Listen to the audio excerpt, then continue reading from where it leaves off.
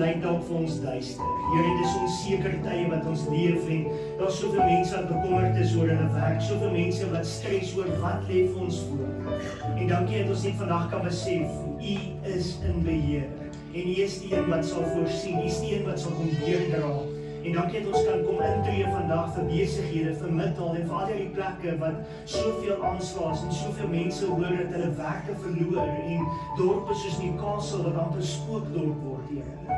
Ons kom plaas hulle vandag in U hand en ons kom bid en vra dat U 'n wonderwerk sal geskied en dat U 'n nuwe deur sal oopmaak. Ons bid dit en ons prys U groot en heilige naam. Amen. Dit is welkom jy sit lekker.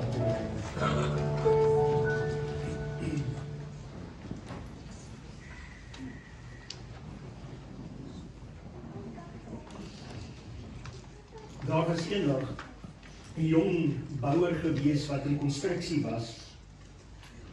En hierdie jong man het besluit hy gaan alles gee vir hierdie werk wat hy doen en hy sit elke dag die beste in wat hy kan doen en so het hy begin om al hoe beter te raak in sy huise dat later net die elite mense gesien het wie hy is en wat hy is en dat hulle besluit het ons soek hierdie man om ons huise te bou. Ons soek hierdie jong man om vir ons 'n verskil te kom maak. Dis net hy wat gaan bou. Met die gevolg is hy het so gewild geraak dat hy so besig geraak het dat hy groot komplekse, groot huise gebou het vir hierdie mense.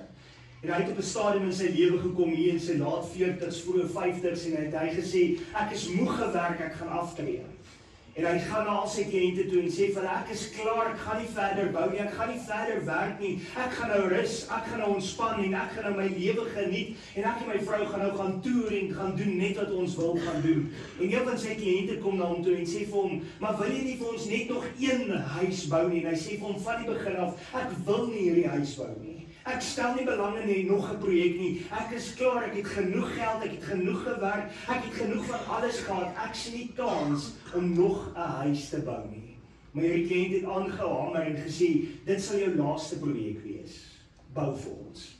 En met 'n groot stryd in sy hart het hy gesê, is reg, hy gaan bou, maar hy besluit hy gaan hierdie projek afjaag. Hy begin die fondasie te gooi, maar hy gebruik die swakste staal wat hy kan gebruik, die goedkoopste staal in die reinforcing wat hy gooi.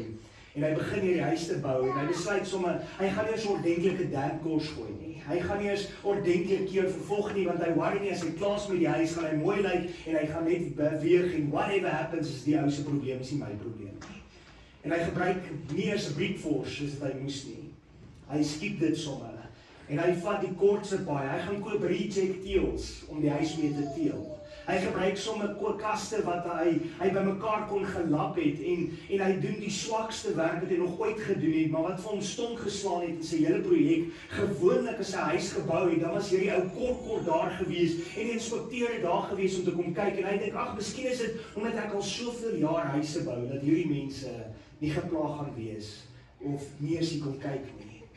En hy kom so nader aan die einde van hierdie projek en hy dink by homself, hy kan nie wag om klaar te kry om hierdie sleutels af te gee en te sê hy is klaar met hierdie huis en hy hoef nooit weer terug te kom na hierdie huis toe nie. En hy vat sy telefoon en hy bel hierdie kliënt en hy sê vir hom, meneer, ek het vir jou goeie nuus, ek is so te sê klaar met hierdie huis, jy kan jou sleutels môre kom haal, dan gaan ek vir jou kan oorhandig en dan is hierdie huis joune. En hy sê vir hom, die kliënt, hy sê vir hom, weet jy wat, hierdie huis het jy vir jouself gebou. En dit was ons manier om vir jou te sê, baie dankie vir die jare se werk wat jy gedoen het. Mag hierdie huis vir jou vreugde gee. Mag hierdie huis vir jou geluk bring. Mag jy net alles wat jy altyd ingesit het in jou werk terugkry uit hierdie huis. En hy sê vir hom, ek sal sorg dat hy oorgedra word na jou naam toe. Kan jy nou dink hoe hierdie man se gemoed moes val? Hoe hierdie man moes lyk en hoe hierdie man moes voel nadat hy besef het, maar hy het sy eie huis afgejaag en hy dink homself, ek soek nie hierdie huis nie. En dis die realiteit van die lewe. As jy kort paaie vat in jou werk, gaan dit jou byt.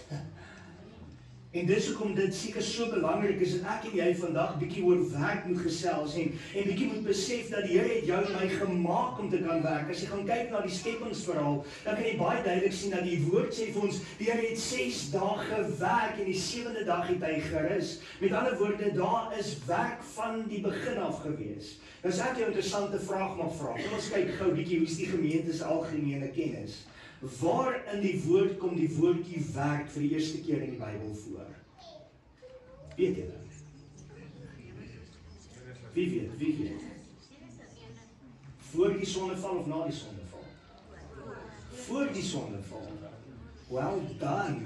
Genesis 2 vers 15. Voor die sondeval sê die volgende: Toe die Here God die mens geneem en hom in die tuin van Eden gestel om dit te bewerk en te bewaak. Met ander woorde, as jy eintlik na die Engelse vertaling gaan kyk, sou jy sien dat die woordjie bewerk is cultivate. En as jy dit gaan ondersoek, dan gaan jy eintlik sien dat hierdie woordjie beteken om te boer, om 'n boerdery te begin, om 'n plantasie te doen, om werk en arbeid in te gaan sit en te leef uit hierdie grond uit. Dis eintlik van die begin af het die Here gesê, die mens word gemaak om te werk.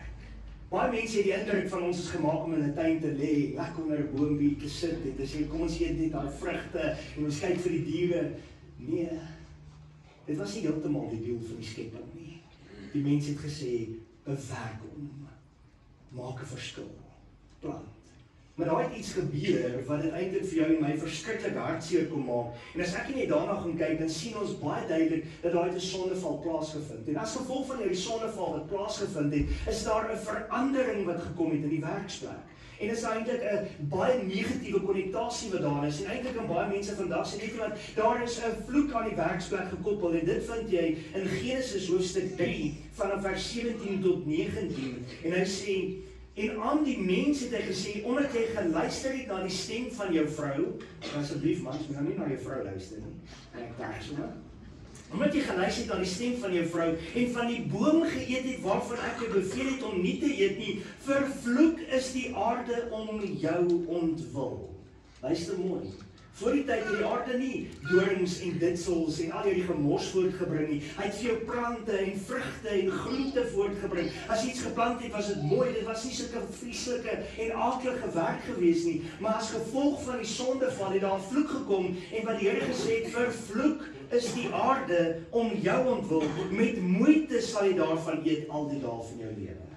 Het jy al ooit daaraan gedink dat eintlik hierdie vloek nie net vandag op die aarde is, maar eintlik in die werksplekke is? Het jy al ingekom en gesien dat die werksplekke baie keer 'n geweldige negatiewe atmosfeer het? As jy baie keer daar inkom, dan stop jy voor 'n plek en jy sê, Here, ek wil nie hier wees nie, ek wil nie ingaan. Here, ek beleef hierdie stryd in myself, want hierdie werksplek is my goddelose plek. Ek kan onthou waar ek gewerk het, saam met Sanitech onder die grond, en elke dag as ek by daai myn gestop het, dan het ek 'n halfuur gespook met myself en gesê, Here, ek wil nie hier wees nie, ek haat hierdie plek, Here, hierdie mense is goddeloos, en dan kom hierdie myn nog en sê, hulle dien die Here, maar eintlik as jy daar instap en jy hoor die taal gebruik, en jy sien wat aangaan daar, dan besef jy, hier is 'n ander plek. Ek sit eendag onder die grond en aan die een kant van die gang sit daar hierdie jong man en aan die ander kant sit hierdie ou man en ek besef dat dit is eintlik familie van mekaar. Dit is skoonseun en skoonpa en die skoonseun vloek vir skoonma en die skoonpa vloek vir die skoon of sy eie dogter. Kan jy indink? Dan dink ek myself, dis 'n werksplek. Vervloek, boos, pyn. In vers 18 skryf hy in Genesis, ook sal dit vir jou dorings en ditsels voorbring, en jy sal die plante van die veld eet. Sjoe, dis eintlik verskriklik, as ons hierna gaan kyk en ons besef wat hier gebeur, en ons sien ons duidelik het die Here gesê, die mens moet werk, en die mens moet van hierdie plante leef, en van die sweet van sy aangesig gaan hy sy voeding verdien. Verstaan jy nou hoekom dit so belangrik is, dat ek en jy moet werk? In vers 19 sê hy, en hy beklemtoon, in die sweet van jou aangesig sal jy brood eet, totdat jy terugkeer na die aarde, want daaruit is jy geneem, want stof is jy, en tot stof sal jy terugkeer. Dit gee ons 'n ander prentjie. Maar eintlik as ek hier na die woord gaan kyk, dan sien ons baie duidelik dat die begin was werk om veronderstel om plesier te wees. Werk was veronderstel om liefdevol te wees. Werk was veronderstel om lekker te wees. Werk was iets wat jy moes opgewonde wees om na toe te gaan. En vandag is dit vir baie mense, die meerderheid van die mense, net iets waartoe ek gaan want ek moet 'n inkomste verdien. Ek moet geld verdien. En dan die mense by die werksplek kom met hierdie mentaliteit ingestap dat hy gaan sê, weet jy wat, ek is hier want hierdie werk moet my net betaal. Jy skuld my. Maar kan jy jou indink, is daar verandering moet plaasvind in die werksplek en in die denke van die mense om terug te gaan na die begin van die skepping toe, om te kan sê dat dit was om eintlik tot eer van God te wees. Wat 'n gesindheidsverandering sal daar wees?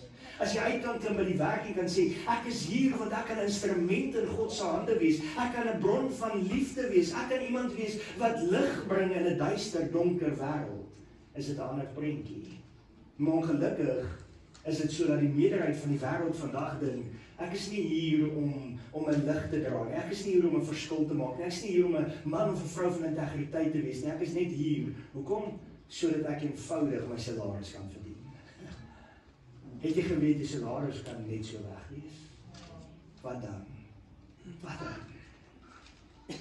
In Kolossense beskryf die Here vir ons eintlik iets besonders en hy sê vir ons in 3 vanaf vers 23 tot 24, wat julle ook al doen, doen dit van harte soos vir die Here en nie vir mense nie. Eina.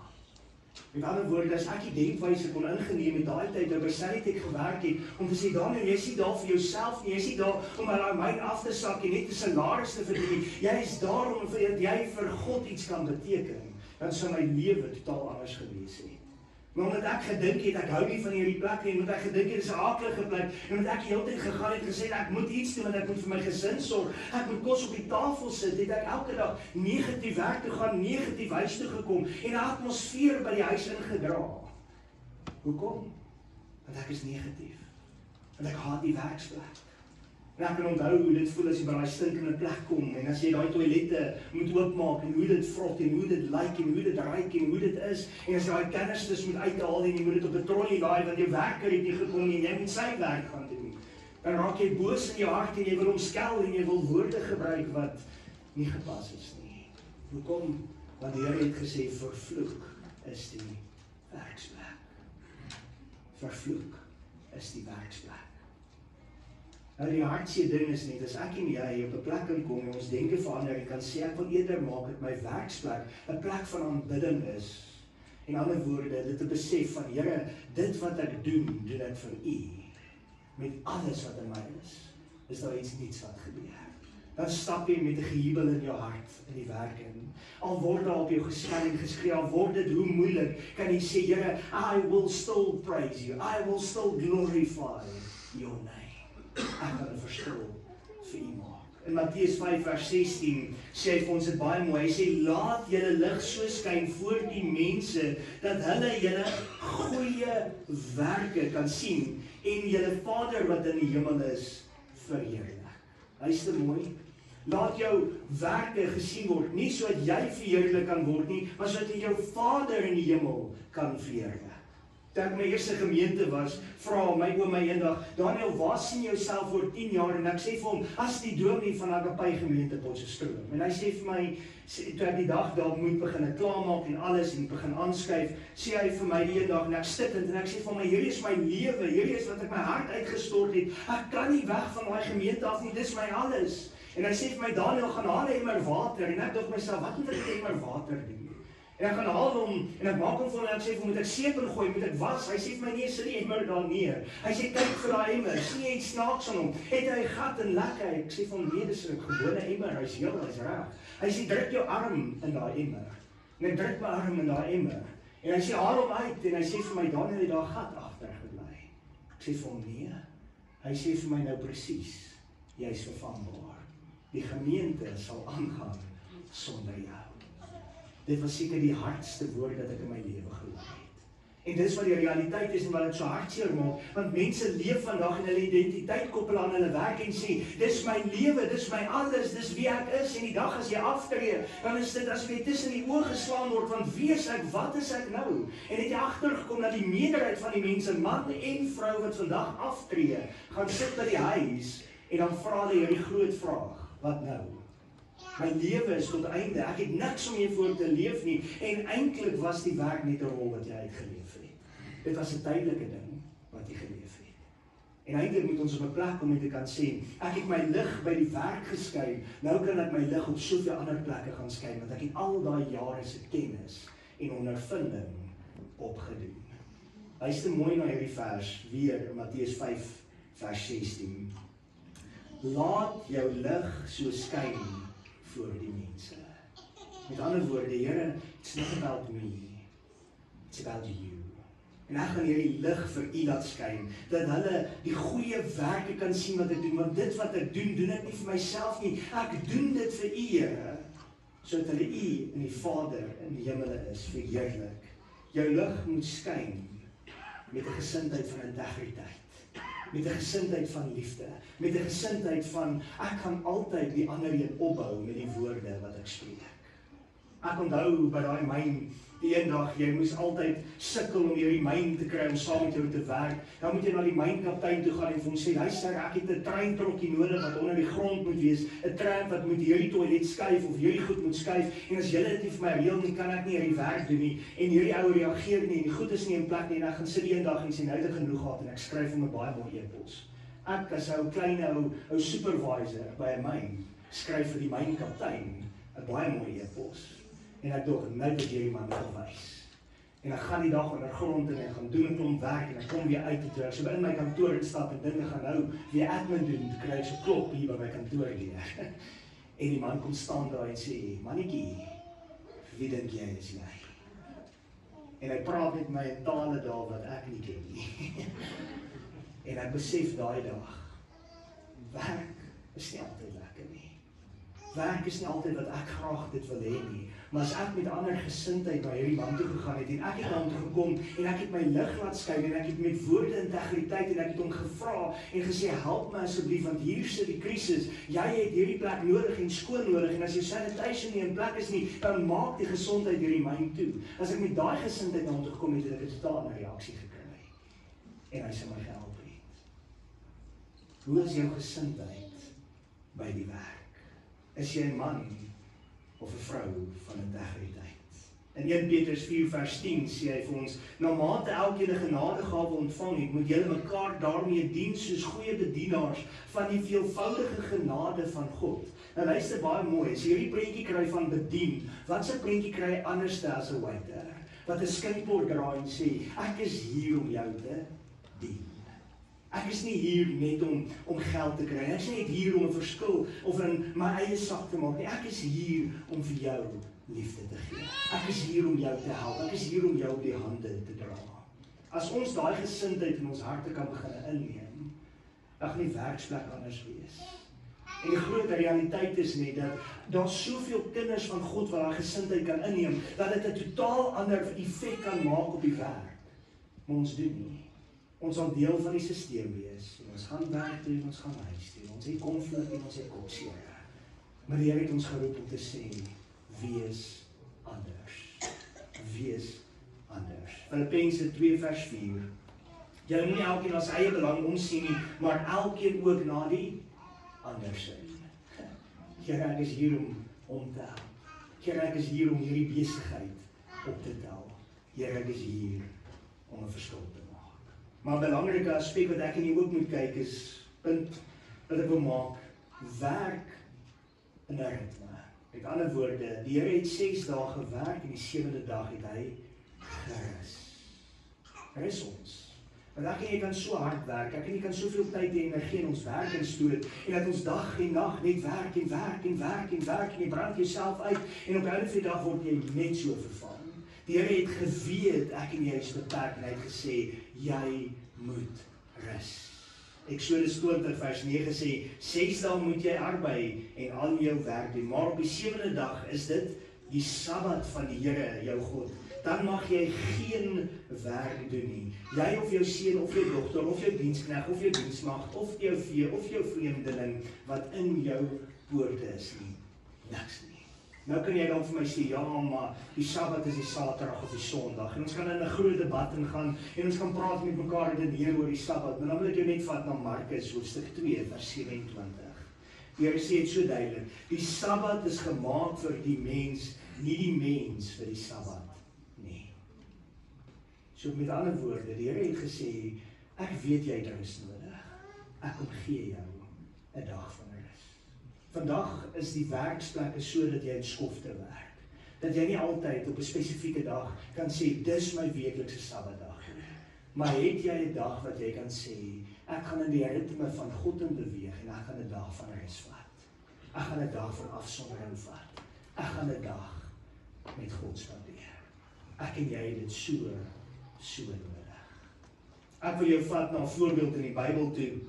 En dis eintlik Daniel, en julle ken die verhaal, maar as julle na hierdie jongman gaan kyk, was hy, tussen die ouderdom van 14 en 17, was hy weggevoer in die ballingskap, was hy weggevoer na 'n land toe, en was hy en sy vriende uiteengesit en gesê, julle mag nie julle eie goed eet, julle moet eet van hierdie koninklike spys, en hierdie tafel is gedek voor hulle, met al hierdie lekker kosse en lekkernye in, en hulle sê, jy moet eet van hierdie koninklike kos, en jy moet eet sy steak, en jy moet sy wyn drink, en Daniel en sy vriende sê vir hulle, los ons asseblief dat ons net groente en water. En die voorman sê vir hom, julle gaan nie so sterk en so slim en so wys en so goed wees soos die ander nie. Julle gaan maar en uitgeteer wees. Julle gaan nie goed genoeg wees nie. En hy sê, kom ons kyk en ons stel 'n tydperk op en toets ons en kyk in vergelyking met hierdie ander ouens wie die beste gaan wees.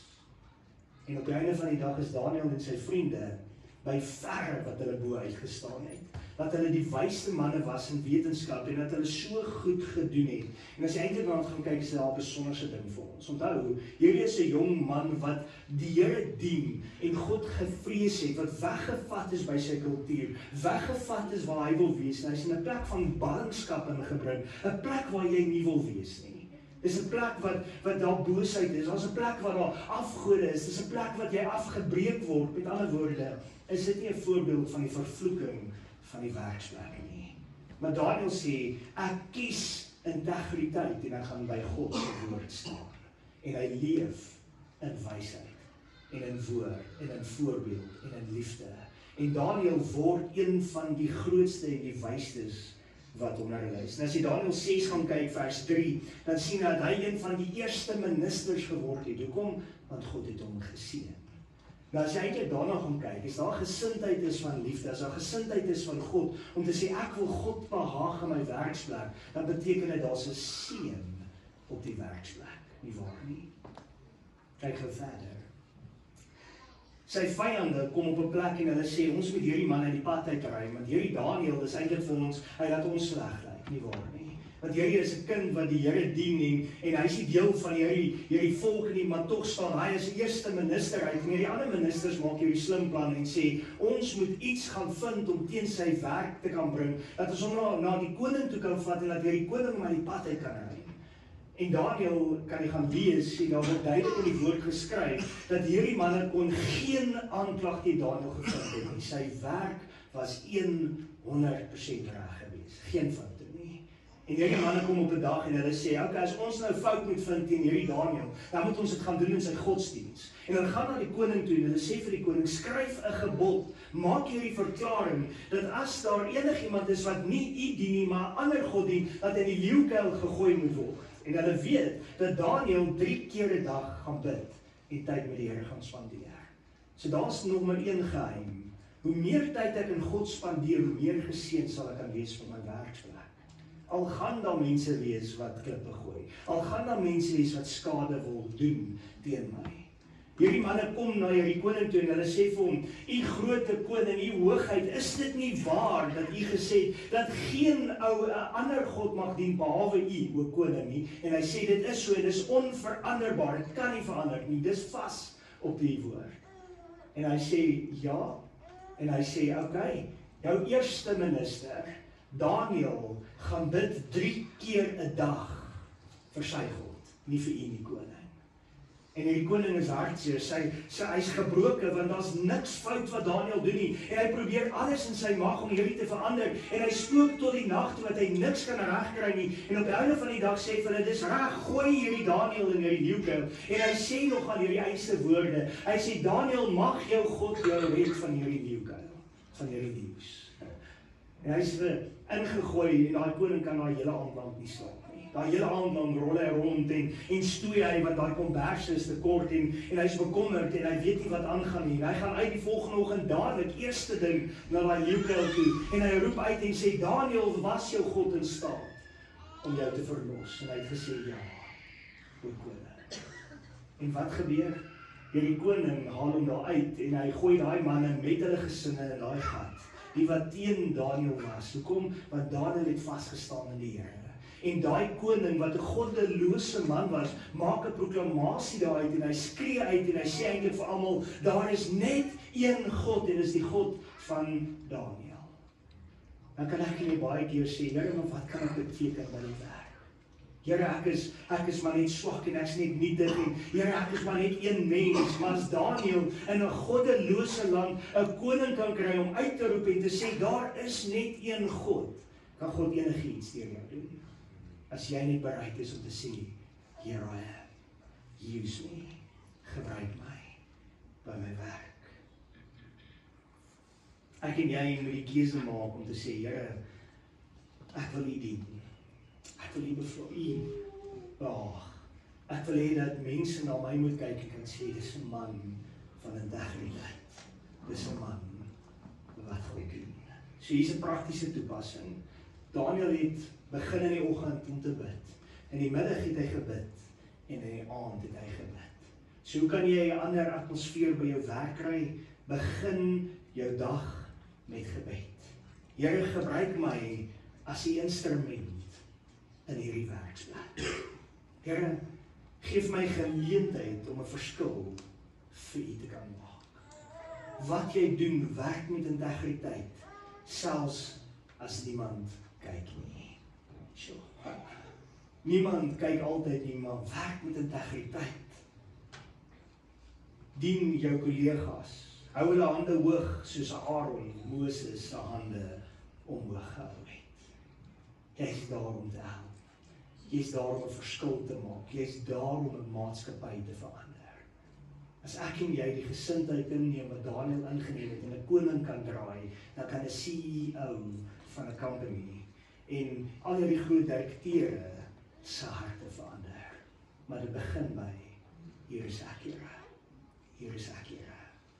Slotgedagte, as jy gaan kyk na Deuteronomium hoofstuk 28, dan gaan sien jy dat die Here daar baie mooi ding beskryf en sê, as jy die Here jou God behaag, as jy doen wat die Here van jou vra, as jy net alles daar is om te sê, Here, here I am, dan kom die Here op hierdie mooi plek en hy kom skryf jou en sê, geseën sal jy wees in die stad, geseën sal jy wees in die veld, geseën sal die werk van jou hande wees, as jy God behaag.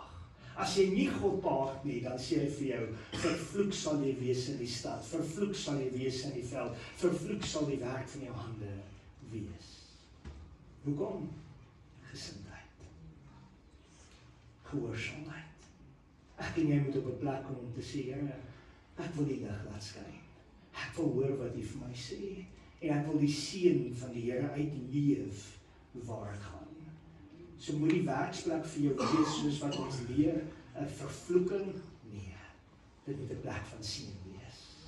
Dit moet 'n plek van liefde wees. Dit moet 'n plek wees wat jy lig kan skyn. So as jy môreoggend opstaan en jy stop voor daai werk, moet jy daai ou gewoonte hê soos ek gehad het by Sanitech, ek gesê, ek sal weer nie my nie. Sê, Here, dankie dat ek hier is, want U kan my gebruik om daar verskil te maak.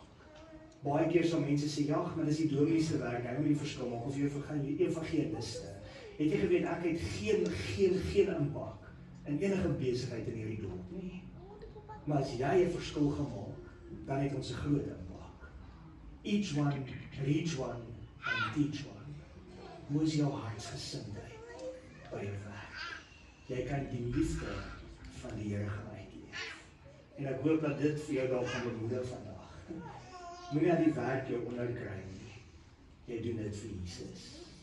En jy doen dit tot eer van sy naam. Kom ons bid saam. Here, vandag kan ons net weer vir U kom dankie sê. Dankie dat U vir ons so goed is. Dankie dat U vir ons kom dra. Dankie Here dat U vir ons elkeen kom werk gee. Here, ons weet dat dit hoe moeilik en hoe duister is en dat ons baie keer kwaad en mismoedig raak en geïrriteerd raak en ons is ook maar net mens. Maar Here, dankie dat ons vandag na U toe kan kom en kan sê, Here, verander my hart teenoor die werksplek. Dat ek dit nie sien as 'n vervloeking wat net vir my dorings en ditsels en pyn voorbring nie, maar dat ek dit kan sien as 'n plek waar ek U liefde, U woord en U lig kan kom bring. Help ons om die sout van die aarde te kan wees in die werke waar U ons geplaas het. Ons loof U daarvoor in Jesus naam. Amen. Ek wil graag vanoggend dat